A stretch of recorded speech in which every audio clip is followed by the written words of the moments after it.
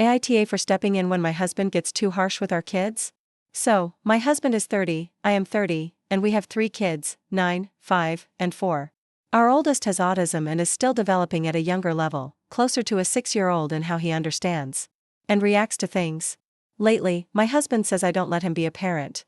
But here's the thing, his way of parenting usually involves a lot of yelling, strong language, physical punishment, and expecting the kids to obey without asking questions.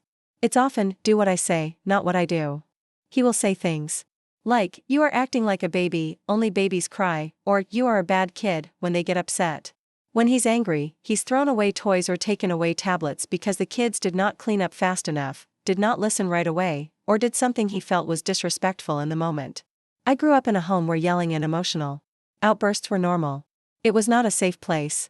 I still struggle with anxiety. I freeze when someone raises their voice. I can tell who's in the room just by their footsteps, and I know their mood by how they walk. I carry that with me every day. So when I see one of my kids go quiet, shut down, or get that distant, blank look in their eyes after my husband yells, I react. I step in right away. Because I know that look. I have lived it. And I don't want my children to grow up feeling the way I did. I am not perfect.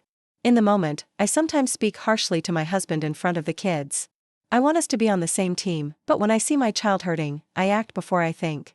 I don't always say things calmly, and I know that adds to the tension. I see how it turns into a power struggle they have to watch. But when things are calm, I try to talk to him. I explain why I think we should find a better way, a middle ground, in how we raise our kids. I tell him about my past, about how fear-based parenting damages kids in the long run. He says I am being too soft, that I am protecting them too much, or that I am only seeing things this way because of my own childhood. Sometimes, he listens. He will try the approach I suggest, staying calm, explaining instead of demanding, giving warnings instead of punishments.